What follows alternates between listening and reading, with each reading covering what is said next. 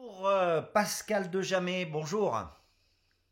Bonjour, Pascal Dejamet, vous êtes chef d'établissement support du Greta du Limousin. À vos côtés, Luc Soulier. Comment ça va, Luc? ça va très bien, merci. Bonjour Bruno. Bien, Luc, directeur opérationnel Greta du Limousin.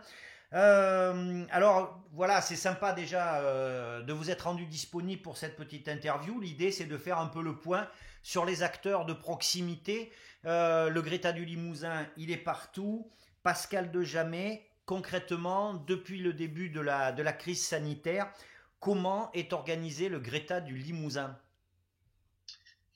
Alors nous vivons, comme toutes les structures de formation, un contexte qu'on va qualifier d'hors norme, puisqu'on l'avait jamais vécu, et notamment dans l'aspect quotidienneté des imprévus, ce qui veut dire que à la fois les stagiaires, les formations, enfin les formateurs sur un territoire l'ex-Limousin qui représente une certaine disparité, avec un contexte socio-économique qui s'interroge aussi sur l'après, parce qu'il y aura un épilogue, mais en ce qui nous concerne, on est pour l'instant au cœur de cette situation inédite.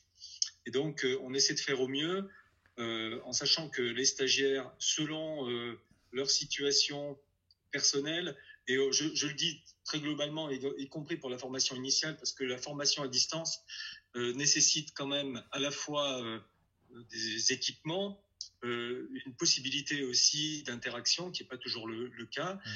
On essaie d'être sur le terrain avec les formateurs, les conseillers en formation continue au plus près de ces réalités, en maintenant une continuité pédagogique, mais en sachant également que beaucoup d'entreprises sont dans une situation d'incertitude, voire d'arrêt totalement quand il s'agit de la production ou en tout cas des services, ce qui fait que ce désarroi, on est obligé de le prendre également dans notre quotidienneté d'organisation et faire en sorte de donner, si ce n'est des réponses, au moins des pistes pour essayer de s'ajuster quotidiennement. On le fait en formation initiale, en alternance et en formation continue. On s'ajuste au jour le jour, voire à l'heure parfois, parce qu'on a souvent des interrogations qui concernent des situations particulières. Et en ce qui concerne le Greta du Limousin, notre première priorité, c'est le versement des salaires. Et c'est le cas dans nombre de structures Mmh. associatives, économiques, publiques. Le fait de pouvoir aussi, dans ce contexte très anxiogène, assurer, en tout cas aux salariés, le fait de pérenniser le versement de leur salaire. Donc là, c'est aussi un élément important de notre quotidien. Alors vous parliez avec juste raison des salariés. Ça me fait penser que les rémunérations stagiaires aussi vont être assurées. Tout à fait. Autant que possible. Et là encore, dans ces questionnements, parce qu'il y a une grande diversité de rémunération, D'accord? ce que les services de l'État font au mieux pour répondre à quantité de questions et de situations individuelles. En tout cas, c'est une des priorités du Greta du Limousin, mais des Greta sur le territoire national en général. D'accord. Luc Soulier, qu'en est-il aujourd'hui? Quelle est la réalité? Quel est le quotidien des stagiaires déjà en formation dans un des établissements du Greta du Limousin? Les stagiaires déjà en formation, pour un grand nombre, sont toujours accompagnés. Alors quand je dis accompagnés, c'est vraiment sous différentes formes. Forcément, c'est du distanciel. Depuis le 16 mars, effectivement, il y a une fermeture au public du Greta Limousin comme toutes les structures, mais pour autant, on a une continuité, bien sûr, des services administratifs, mais pédagogique. Donc, on a vraiment mis en place une continuité pédagogique. Alors, qui est diverse selon les formations. Il faut le reconnaître, on a des formations qui sont purement et simplement suspendues, Bien sûr. voire reportées. Ouais. Pourquoi? Parce qu'on ne pouvait pas tout faire à distance. Il y a la notion de geste technique, voilà. Mais pour autant, on a un certain nombre de formations pour lesquelles on a mis en place de la formation à distance, et on assure une continuité pédagogique sur des emplois du temps renouvelés, en ayant adapté, voilà, aux différents stagiaires. Alors, c'est pas sans soulever un certain nombre de problématiques, hein. Hum. Problématique d'accès au numérique, problématique voilà, d'outils pour les stagiaires, de réseau sur certaines zones, Bien tout sûr. simplement, parfois les deux. Donc, on essaie de toucher le plus grand nombre. C'est pour ça qu'on a mis en place différents outils pédagogiques. Alors, on a des plateformes comme Ygreta, par exemple, ou d'autres plateformes. On a essayé vraiment d'adapter à tous les stagiaires, à tous les besoins. Mais aussi, on utilise tout simplement téléphone, mail, SMS, les moyens techniques voilà, les plus adaptés. Sachant que quand je dis formation, on a aussi mis en place un lien social. C'est-à-dire une continuité. Parfois, on n'assure pas forcément en tant que tel une action de formation au sens promis du terme, mais une continuité de façon à permettre aux stagiaires de garder un lien, ce qui a son importance pour la reprise d'activité, reprise de formation intérieure pour éviter des décrochages, mais aussi tout simplement dans le contexte anxiogène, voilà, comme l'a dit M. Le Germain, ça permet aussi, je crois, voilà, d'avoir aussi notre mission de service public et de garder Bien sûr. Alors, il y a aussi la question des alternants qui ont une place un peu particulière, hein, puisqu'ils sont, ils sont à la fois en entreprise, à la fois en formation théorique. Comment ça se passe pour eux? Qu'en est-il des cours? Est-ce qu'ils sont toujours en entreprise? Est-ce qu'ils sont chez eux? J'imagine que ça ne doit pas être simple à gérer. Pascal, Luc? Non, alors oui, on peut même globaliser cette gestion un petit peu difficile. À Turgot, on a une unité de formation d'apprentis, notamment dans le domaine de l'industrie. Et là encore, avec la coordonnatrice et les entreprises, on fait en sorte, autant que possible, et selon les entreprises, soit un télétravail. Environ, on va dire, à peine 30% sont dans une situation de télétravail. Une grande majorité sont en chômage partiel et une petite minorité fait du présentiel dans des entreprises dont la production est indispensable, notamment dans le contexte de certaines productions. Sur le Greta, et notamment par rapport au tissu économique, alors quels que soient d'ailleurs les secteurs, le bâtiment, dans beaucoup de secteurs de production, est dans une situation très périlleuse parce qu'il y a absence d'activité, et même encore le télétravail ne peut pas être appréhendé de la même façon que dans le domaine tertiaire ou même dans le domaine santé et sociale, ce qui fait que ces disparités à la fois territoriales et selon les activités ne permettent pas de pouvoir mesurer sur même le moyen terme comment s'organise cette alternance. Luc, quelque chose à rajouter par rapport à ça? Non, mais c'est tout à fait ça. Mais c'est vrai que globalement, on a réussi à maintenir là aussi de la formation à distance. Alors effectivement, en première semaine, parfois les stagiaires se sont retrouvés plutôt que d'être en entreprise, le temps pour nous d'organiser la formation à distance. Voilà, c'est vraiment complémentaire avec l'entreprise là aussi. On a des centres, le centre tertiaire ou en maintenance des matériels à Neuvic par exemple, où on a une activité de formation à distance aux prises alternantes. Ce qu'on peut souligner aussi, c'est sur le domaine de la santé sociale pour lequel on a aussi des stagiaires qui interrompent la formation pour justement être en appui aux besoins actuels dans les structures de santé sociale et de l'aide à la personne, donc qui là aussi sont allés travailler pour renforcer ces structures-là. Très bien, il faudra penser à les féliciter quand on va pouvoir relever le nez. Pascal, je vais vous poser une question pour laquelle je pense que vous n'avez pas de réponse tout de suite, mais je suis obligé de vous la poser. J'imagine que nombre de stagiaires, nombre d'alternants se posent la question des examens. C'est très important pour eux. Concrètement, comment on se projette sur cette notion d'examen?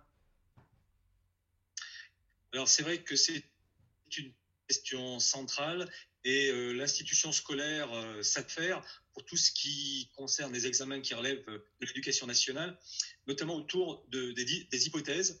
Là encore, on le dit au conditionnel parce que le ministre Jean-Michel Blanquer va s'exprimer sous peu, sans doute demain, pour fixer au moins les grandes modalités. Mais il est difficile aujourd'hui de se projeter sur un retour physique dans les établissements et donc qu'il y ait une passation physique des examens. Notamment pour l'éducation nationale, on parle davantage de contrôle continu et en tout cas de s'appuyer sur les résultats du contrôle continu. Sur des examens qui ne relèvent pas de l'éducation nationale, je pense qu'on est dans la même incertitude expectative. Dans les jours qui viennent, des décisions seront sans doute prises, mais c'est très anxiogène là aussi pour l'ensemble des apprenants qui relèvent de la formation continue ou de la formation initiale.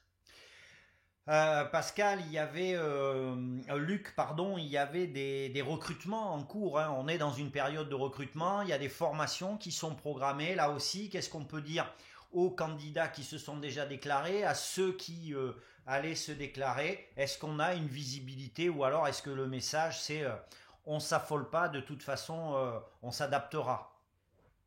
Oui, de toute façon, on s'adapte, c'est ce qu'on fait au quotidien, on a plusieurs mesures, mais là d'autant plus, on va s'adapter. Il y a des centres pour lesquels on avait des candidatures ouvertes, elles sont toujours possibles à distance et on maintient ces candidatures. Après, effectivement, tout ce qui était job dating, c'est repoussé pour l'instant. Ouais. Voilà, on avait des actions de sensibilisation, de découverte des métiers, comme je dis oui à l'industrie, c'est également une action qui sera repoussée. Voilà, pour autant, s'il y a des candidatures, pour le moment, on les prend en considération, mais on est en attente. Il n'y a pas, entre guillemets, d'inquiétude. Dès que les moyens nous seront donnés de reprendre, voilà, on essaiera de tout mettre en œuvre pour répondre aux besoins.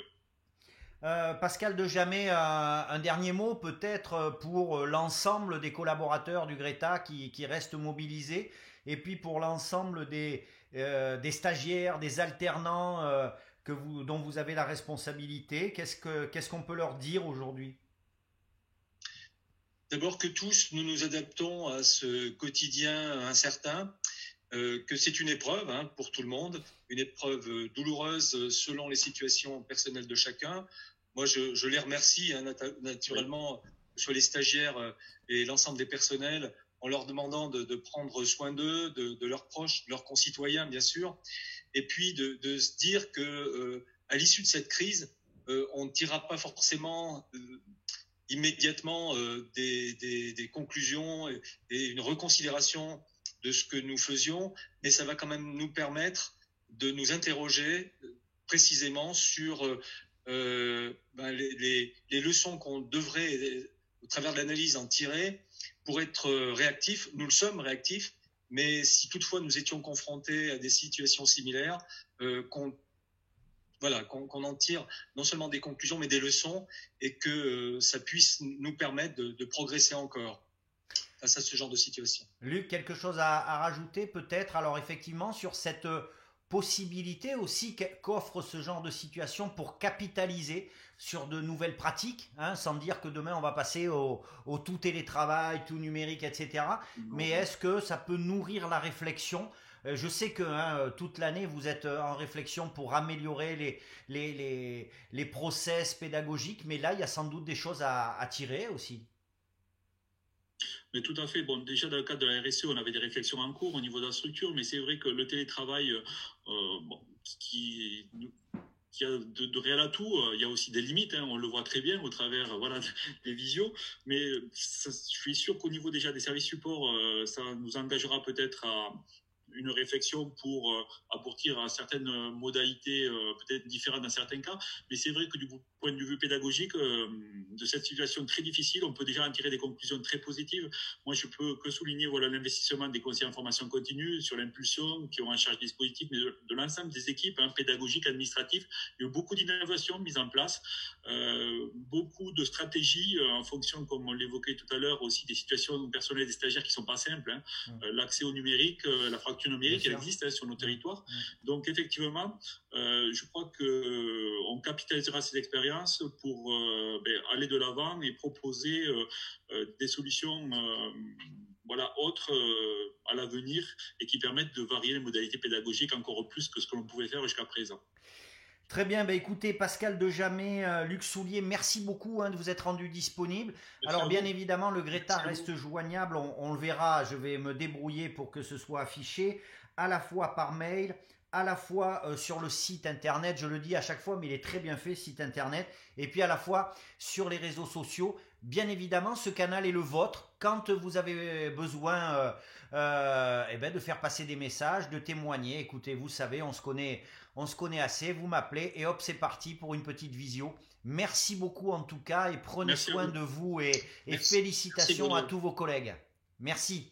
Merci beaucoup.